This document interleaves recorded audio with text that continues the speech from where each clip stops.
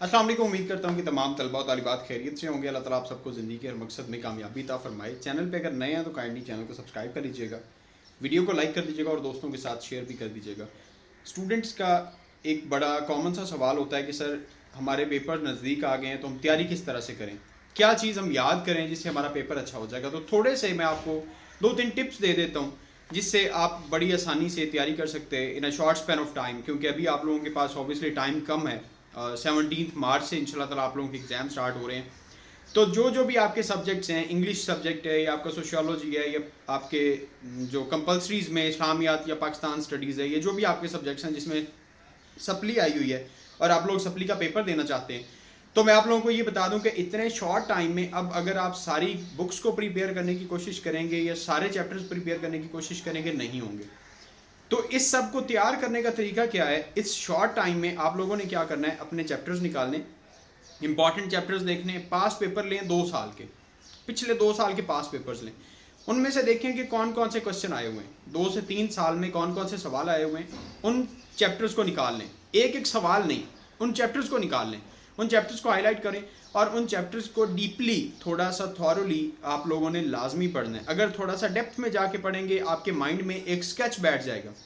वो एक बात होती है, कॉमन सी जनरल सी बात होती है कि कुछ ना होने से कुछ होना बेहतर होता है। सो इसी तरह से अगर आप लोगों के माइंड में एक स्केच बैठ जाएगा, आप लोगों ने फॉर एग्जांपल एक पोएम है ली है या शॉर्ट स्टोरीज में आ जाते हैं, वहाँ पे आपकी फर्स्ट शॉर्ट स्टोरी था किलर्स।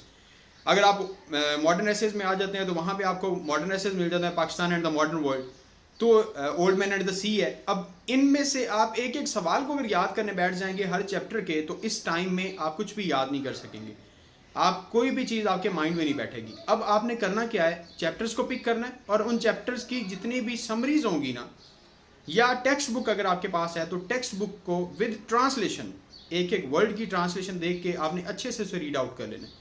जब आप उसे अच्छे से रीड आउट कर लेंगे, एक एक वर्ड को आपने देख लिया, एक एक लफ्ज़ को आपने पढ़ लिया, एक एक लाइन का तर्जुमा आपको याद हो गया, उसे आपने पढ़ लिया अच्छे से। देखें, उर्दू की एक कहानी पढ़ लेते हैं ना तो वो आपको याद हो जाती है।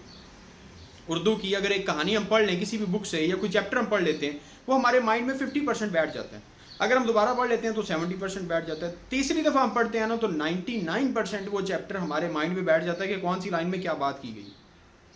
इंग्लिश के जब आपके पास चैप्टर्स हैं तो इंग्लिश में आपने सबसे ज़्यादा ये इस चीज़ का ख्याल रखना है, या अगर आप इलेक्टिव के सब्जेक्ट्स हैं तो वो भी अगर आपने इंग्लिश मीडियम ऑप्ट किए हुए हैं तो उसमें भी आपने ये ख्याल रखना है कि आप वर्ड टू वर्ड उसकी ट्रांसलेशन निकालें, या उसकी की बुक है अगर आपके पास उर्दू में तो उर्दू लें और साथ उसे बैठ के पढ़ें। इंग्लिश की आपके पास बहुत सारी बुक्स ब्लॉगर्स की मिल जाती हैं, टू द पॉइंट मिल जाती है, करंट वालों की मिल जाती हैं, वो बुक्स लें और उन बुक्स में से उसकी ट्रांसलेशन पढ़ें, वर्ड टू वर्ड ट्रांसलेशन पढ़ें। जब आप लफ्जी तर्जमा करेंगे, एक एक लफ्ज़ का मीनिंग आपको आता होगा, तो एक चैप्टर को डीपली पढ़ने में ना 1 घंटा लगेगा।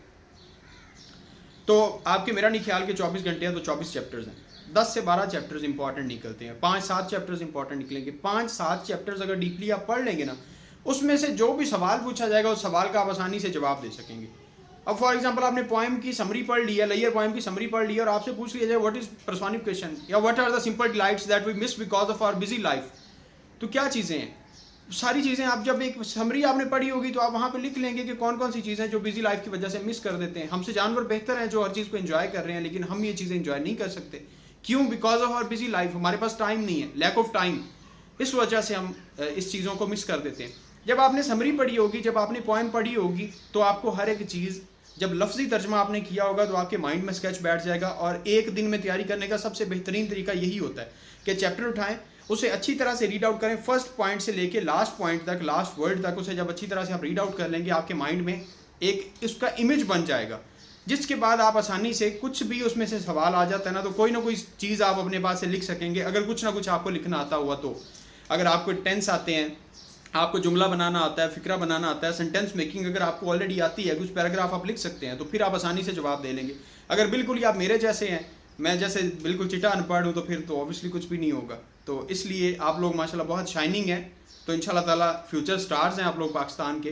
अल्लाह ताला आप सबको कामयाब करे। चैनल पे अगर नए हैं तो चैनल को सब्सक्राइब कर लीजिएगा, वीडियो अच्छी लगी हो तो वीडियो को लाइक लाजमी कर दीजिएगा और तैयारी करने की कोशिश करें कि इस शॉर्ट स्पेन ऑफ टाइम में इस तरह से तैयारी कर लें तो इंशाल्लाह ताला आपको तैयार हो जाएगा, कुछ ना कुछ आप वहाँ पे लिख सकेंगे।